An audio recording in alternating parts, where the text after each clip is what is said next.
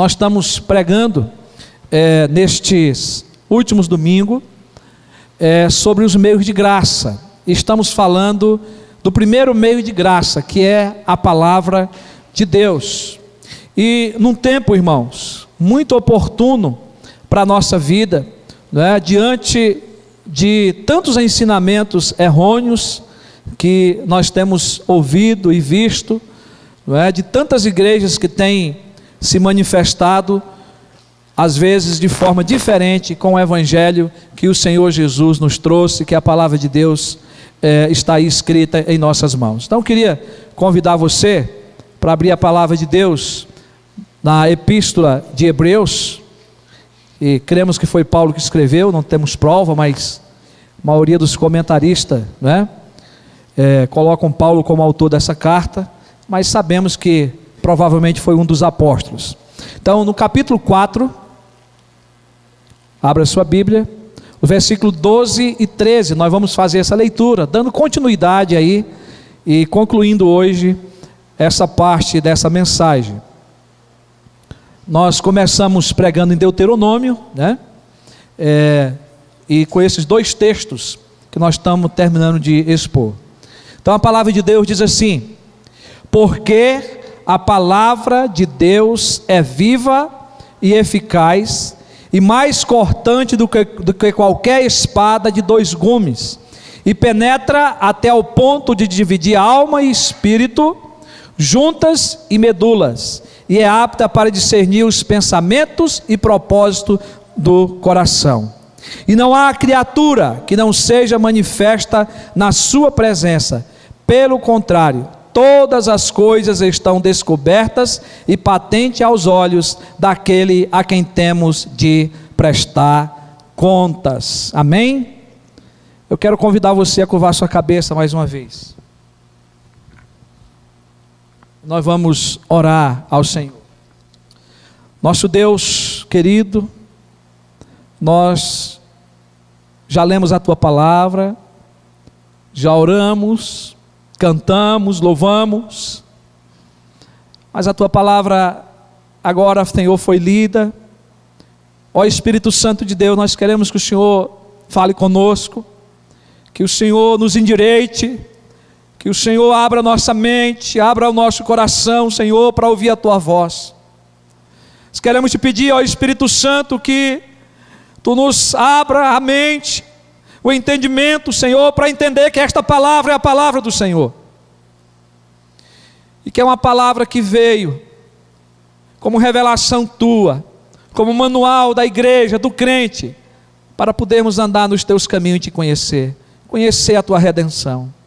Então, Senhor, nos ajude para que nós possamos nos apaixonar por ela, nos ajude para que nós possamos valorizá-la, Senhor, lê-la, entendê-la, aplicar, vivê-la na nossa vida. Então fala conosco, Senhor. Nós oramos em nome de Jesus. Amém. Amados irmãos e irmãs, nós queremos apenas recapitular algumas coisas dessa série, Nós demos o tema aí, a importância da palavra de Deus como o meio de graça. Depois você pode estar ouvindo essas mensagens para você entender o que é um meio de graça, que não tem como nós estar repetindo aqui, pregando tudo de novo, Mas por que a palavra de Deus é um meio de graça tão importante para os cristãos? Nós vamos encontrar muita resposta na Bíblia. Nós podemos pregar um ano sobre isso aqui e nós ia ter assunto, mas nós estamos trazendo alguns pontos que são de extrema importância, sobre esse aspecto.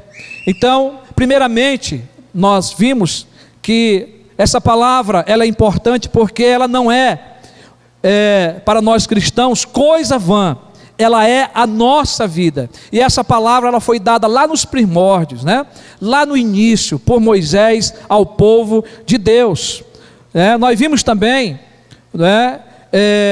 algumas razões por que a palavra de Deus é importante para os cristãos, porque ela foi escrita como meio de graça para que nós possamos conhecer, cumprir os seus mandamentos, porque foi escrita como meio de graça para conhecermos o Deus que nela é revelado, que é o próprio autor da Bíblia, o próprio Deus, porque foi escrita como meio de graça para nos revelar o Salvador Jesus Cristo, é nela que nós vamos conhecer, de Gênesis a Apocalipse, Jesus Cristo.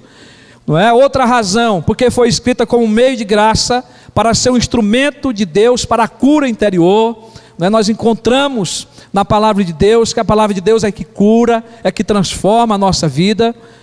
Não é? E vemos ainda, né, novamente perguntando por que a palavra de Deus é um meio de graça tão importante, porque ela é o instrumento de Deus que nos prepara para entrarmos no descanso eterno. E nós começamos a pregar isso domingo, essa segunda parte, não é?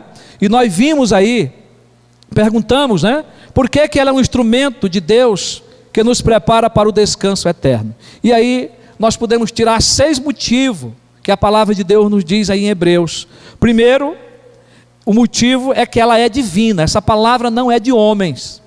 É um texto que nós não citamos aqui, mas que está lá escrito por Pedro, né, que essa palavra, Deus usou homens, escolheu homens, mas homens que foram instrumento de Deus, que foram boca de Deus para falar, para escrever essa palavra. Então essa palavra, ela veio de Deus, ela é de Deus, ela é palavra de Deus escrita para nós. Nós vimos o segundo motivo, que essa palavra ela é viva, ela transmite vida, né? E nós já tínhamos também falado dessa parte quando falamos em Deuteronômio, né? E também que ela é eficaz, né? Ela tem um propósito, ela termina aquilo que ela começou, né? Ela é completa, essa palavra, para a nossa vida. E hoje nós vamos continuar, não é, vendo aí no texto de Hebreus, porque continua dizendo que a palavra de Deus é viva e é eficaz e é mais cortante do que qualquer espada de 2 gumes, e ela penetra. Então aqui nós podemos entender que a palavra de Deus ela é cortante. Quem de nós não já foi cortado algum dia? Quem de nós não já cortou uma mão? Quem de nós que não já cortou um dedo? E nós sabemos o quanto que dói. Mas aqui se refere à palavra de Deus que corta, não é? Ela é mais cortante do que qualquer espada de 2 gumes. Ela diz, não é, que ela é mais do que uma espada de 2 gumes, ou seja, ela corta mais do que uma espada. E o que a palavra de Deus está querendo nos trazer aqui é que essa espada, essa figura da espada, ela é afiada, e ela corta, e ela é penetrante, ela é aguda, uma espada de 2 gumes. Aqui é uma figura, porque a Bíblia, ela é a palavra de Deus, mas nós temos ela na mão aqui, um livro de papel. Mas no sentido espiritual, ela é uma espada, ela está aqui uma figura de uma espada de 2 gumes. E na época em que esta carta foi escrita, era frequente o uso de espadas que só cortava de um lado. E a figura agora aqui é que essa palavra, essa espada, ela tem corte dos 2 lados.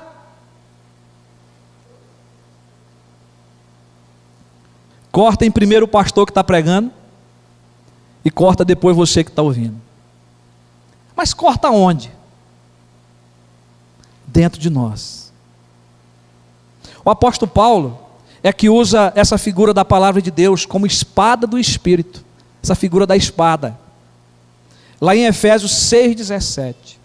E todo o ensinamento que a palavra de Deus traz da própria Bíblia como espada do Espírito, né, como espada de 2 gumes, é mostrando que essa palavra pode cortar as resistências das pessoas, que essa palavra pode rasgar as nossas consciências, que essa palavra pode nos acordar espiritualmente de forma penetrante, com uma ação penetrante na nossa alma, no nosso ser. E aí, meus irmãos, isso é maravilhoso a gente perceber como que há uma conexão da palavra de Deus, porque o apóstolo escrevendo aqui essa carta aos Hebreus, ele usa essa figura porque lá no Antigo Testamento já se fazia referência à palavra de Deus como espada, não é? Lá em Isaías 49, o versículo 1 e 2, aí o Antigo Testamento, o profeta sendo usado por Deus, ou seja, Deus falando, ele faz menção de usar a boca dos profetas como espada, ou seja, a palavra que ele falava por meio dos seus profetas, era como uma espada cortante, como uma espada penetrante no coração dos homens. E aí, meus irmãos, o apóstolo João, quando está lá na ilha de Patmos, por causa da palavra, diz ele, e por causa do testemunho de Jesus, ele vê naquela visão Jesus glorificado. E ele vê que Jesus tinha na mão direita 7 estrelas. E da boca de Jesus saía-lhe uma afiada espada de 2 gumes. E o seu rosto brilhava como o sol na sua força. Apocalipse capítulo 1, versículo 16. O escritor aos Hebreus nos mostra que Jesus é o último profeta. Que Deus nos falou pelos profetas, mas nos últimos dias nos fala pelo Filho, por Jesus Cristo. Jesus Cristo é o verbo de Deus, Ele é a palavra. Ele disse: eu sou o caminho, a verdade e a vida. A verdade se relaciona com a palavra.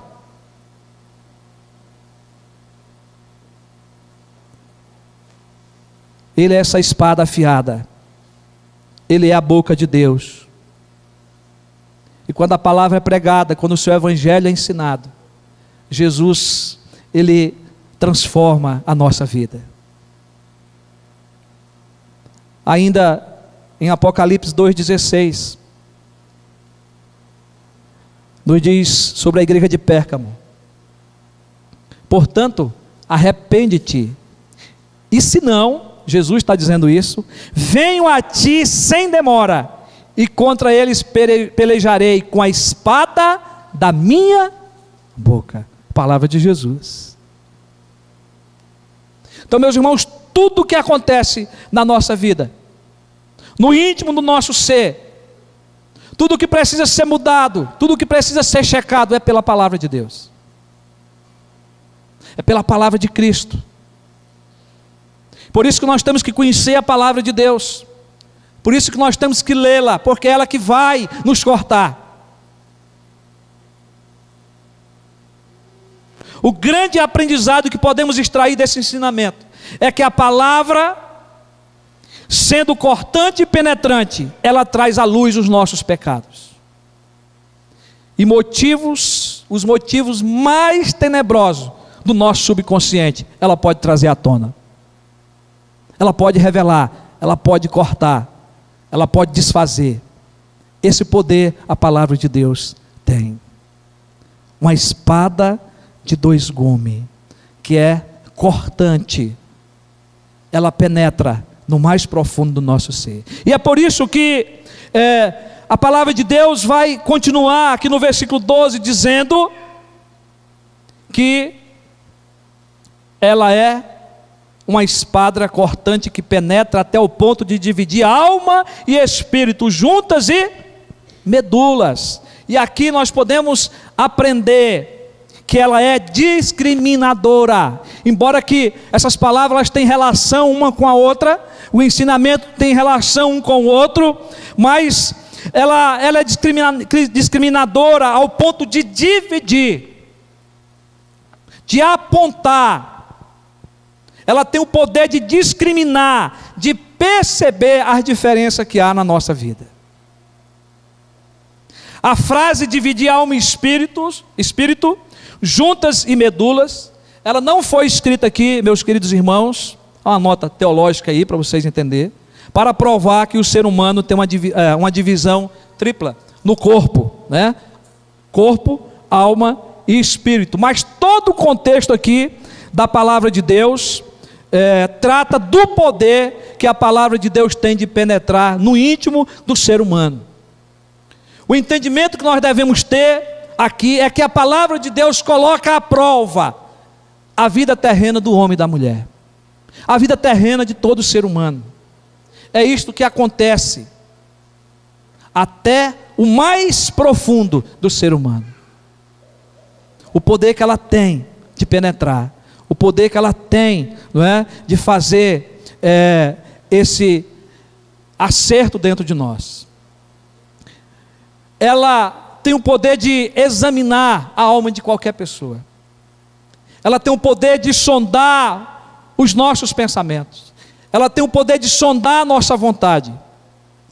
E até mesmo os mais ocultos né? Se assim podemos dizer, dos nossos desejos. Ela pode penetrar o mais oculto dos nossos pensamentos, o mais oculto dos nossos desejos. E o melhor significado que nós podemos dar, que se encontra nessa frase, juntas e medulas, é que não há nada tão profundo numa pessoa ou oculto que a palavra de Deus não possa penetrar. Que poder, que grandeza do poder da palavra de Deus. E olha o que Paulo vai nos falar em 1 Coríntios capítulo 14, 24, 25. Paulo diz assim: porém, se todos profetizarem, e entrar algum incrédulo ou indouto, é ele por todos convencido e por todos julgado. Tornam-se-lhe manifestos os segredos do coração, e se assim, prostrando-se com a face em terra, adorará a Deus, testemunhando que Deus está de fato no meio de vós. O apóstolo Paulo ensina algo aqui para nós, dizendo que a profecia, a palavra pregada, ela tem o poder de convencer e julgar os homens e as mulheres, a fim de que os segredos do coração, por mais ocultos que sejam, venham à tona, venham a serem revelados. A profecia, a palavra pregada, ela tem esse poder.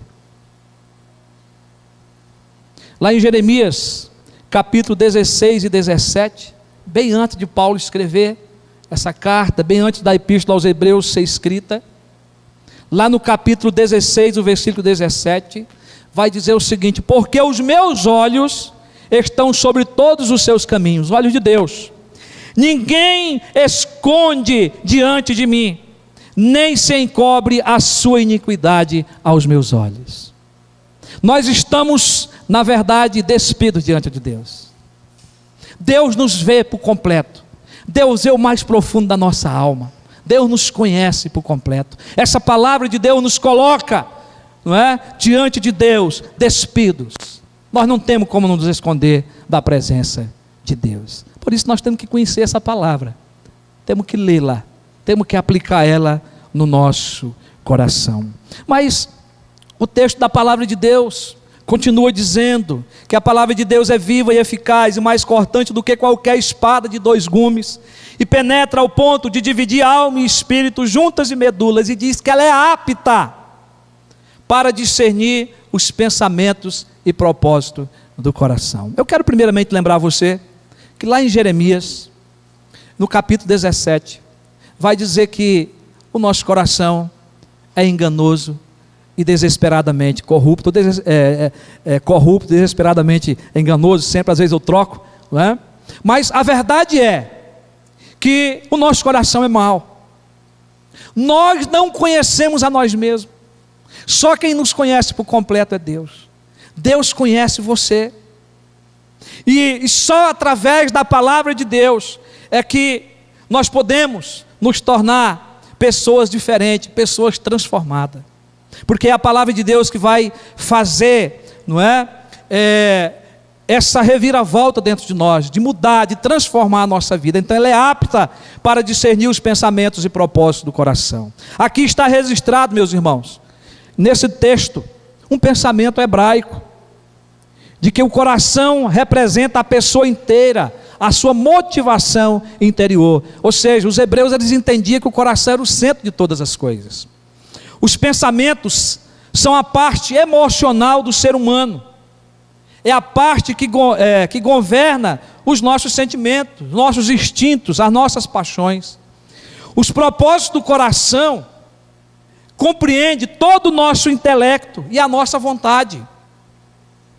Então aqui a palavra de Deus, ela é apta para discernir ou criticar a nossa vida emocional e intelectual. Então, o primeiro instrumento de cura para a nossa vida tem que ser a palavra de Deus, amém? Porque ela tem esse poder, ela é apta para fazer essa análise da nossa vida, para dizer onde que nós estamos errados, o que nós precisamos mudar, ao ponto de checar os nossos pensamentos. É como se dissesse, sua vida emocional intelectual devem estar submetidos de modo igual ao exame de Deus. O salmista Davi, no Salmo de número 19, ele fala da excelência da criação e da palavra de Deus. Esse é um salmo predileto meu. E ele termina o salmo a partir do versículo 10, dizendo que a palavra de Deus, os seus estatutos e os seus mandamentos são mais desejáveis do que o ouro, mais do que muito ouro depurado. E ele diz que são mais doces do que o mel e o destilado dos favos. Mas ele continua: além disso, por ele se admoesta o teu servo, pelos princípios, mandamentos, os estatutos, pela palavra, ele é admoestado. Em os guardar, ele diz, a grande recompensa. Mas ele se volta para ele mesmo, e ele diz, quem há que possa discernir as próprias faltas? Quem é que pode ver se os seus pensamentos estão certos? Quem que pode saber se suas ações estão corretas? Os desejos. E ele responde, absolve-me das que me são ocultas. O que ele quer dizer com isso? Só Deus conhece. Ele quer dizer, há coisa em mim que só a palavra de Deus conhece, que só o Deus da palavra conhece. Absolve-me das que me são ocultas. E ainda ele continua também, da soberba, guarda o teu servo. Soberba é pecado, para que ela não me domine. Então serei irrepreensível e ficarei livre de grande transgressão. E ele conclui dizendo, as palavras dos meus lábios e o meditar do meu coração sejam agradáveis na tua presença, Senhor, rocha minha e redentor meu. Aqui ele está dando valor à palavra de Deus. O salmista dava nesse salmo, não é? O entendimento que ele tinha, não é? De guardar a palavra no coração, mas de exaltar a palavra de Deus, as profecias, a revelação de Deus como algo que era bom para ele, como algo que lhe corrigia, como algo que era agradável para a sua vida. Mas irmãos, o salmista Davi, que escreve esse salmo, é o mesmo que ora o Salmo 139. E ele vai dizer, sonda-me, ó Deus, e conhece o meu coração. Prova-me e conhece os meus pensamentos. Penetração na nossa mente, no nosso coração, e vê se há em mim algum caminho mau, e guia-me pelo caminho eterno. Será que nós já temos orado assim? Senhor, eu vou ler a tua palavra, mas penetra o meu coração enquanto eu leio a palavra. Corrige-me, muda a minha vida, transforma-me. Sabe, irmão, nós precisamos fazer essa oração. Quando nós vamos ler a palavra, nós estamos pregando sobre a palavra como meio de graça. Muitas vezes nós lemos a Bíblia como um livro qualquer. A gente às vezes lê a Bíblia para tentar dizer para Deus que nós marcamos um momento com Ele, um encontro com Ele. Mas às vezes a gente vai sem devoção nenhuma. A gente não ora. A gente não pede o Espírito Santo para assistir. E sabe o que acontece? A gente termina de ler, às vezes nem ora. Vai para o trabalho, não é? Mas quando você ora a Deus, quando você pede a direção do Espírito Santo, quando você pede para que essa palavra penetre no mais profundo dos seus pensamentos, coisas acontecem, mudanças acontecem, o choro vem, o quebrantamento vem. Esse é um outro dos meios de graça que nós vamos falar, que é a oração. Tem que andar junto. Eu quero partir para as conclusões. Eu não tinha passado o slide aí, né? Aí fica aí para vocês o motivo que ela é discernente, né? O sexto motivo que nós estávamos falando, ela é apta, né? Para discernir os pensamentos e os propósitos do coração. Mas partindo para aplicações e as conclusões, o versículo 13, eu queria que você lesse comigo agora. Eu sei que você é um bom cristão, você está de Bíblia aberta, né? Então vamos ler o versículo 13 aí comigo? Vamos lá? E não há criatura que não seja manifesta na sua presença. Pelo contrário, todas as coisas estão descobertas e patente aos olhos daquele a quem temos de prestar contas. Meus irmãos, aqui vem a confirmação de que nada está oculto aos olhos de Deus. Ele está falando do poder da palavra como instrumento de Deus para a nossa vida. Mas ele vai concluir dizendo que nada está oculto aos olhos de Deus. Ou seja, tudo é julgado pela palavra de Deus. Até o julgamento do dia final, na volta de Cristo, será julgado pela palavra de Deus. Ela é esse meio de graça para nos revelar quem é Deus. Ela é o meio de graça para nos revelar a sua vontade. Ela é o meio de graça para nos revelar Jesus Cristo, o Filho de Deus, como nosso Salvador. Mas ela também ainda é o meio de graça para nos revelar tudo o que está oculto em nós. Tudo o que precisa ser tratado em nós, tudo o que precisa ser mudado em nós, ela também que vai revelar. Ela que vai mostrar. Todas as coisas estão nuas e claras aos olhos de Deus. É isso que a palavra de Deus está nos dizendo aqui. Portanto, não haverá nada tão profundo na nossa alma que não seja trazido à luz pela sua palavra. Amém? Os crentes hebreus, eles estavam aqui apostatando da fé. Alguns deles, voltando ao legalismo, ao judaísmo, à sua religião antiga e deixando os princípios da palavra de Deus de lado. Muitos dos israelitas não entraram no descanso, segundo está registrado aqui no contexto, porque não tiveram fé na palavra de Deus, não acolheram a palavra de Deus. Mas meus irmãos, eu e você, meu irmão e minha irmã, nós podemos acolher essa palavra que nós recebemos, nós podemos acolher essa palavra com fé, crer que essa palavra é poder de Deus para a salvação.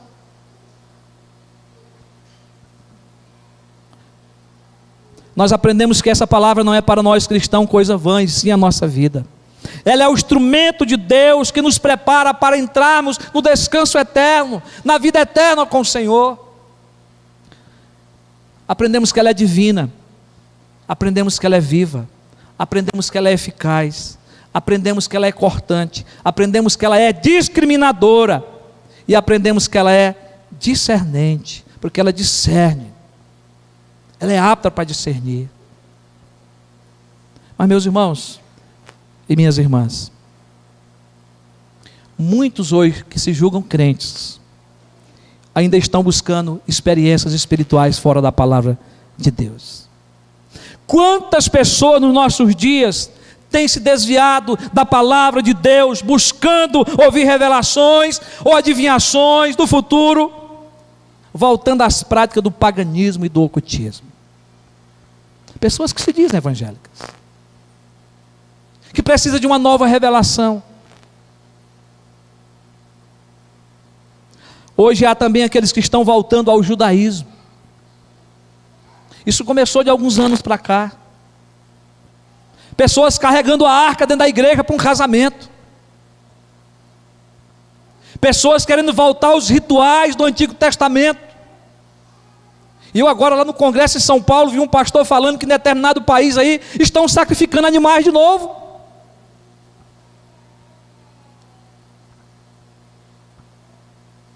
Estão construindo réplica do templo de Salomão com as suas imitações figuradas daquilo que representava Jesus e que hoje não tem mais nenhum sentido, porque Jesus já veio, amém? Jesus já se encarnou, Ele veio, nasceu, morreu e ressuscitou. E é por isso que Hebreus é escrito, para que o povo agora nascido em Cristo pudesse entender que tudo se cumpre em Cristo.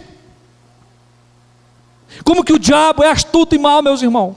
Como que Satanás tem cegado os olhos das pessoas nesses últimos tempos, usando o contexto do Antigo Testamento e esquecendo, não é, que Jesus Cristo foi o cumprimento da palavra de Deus.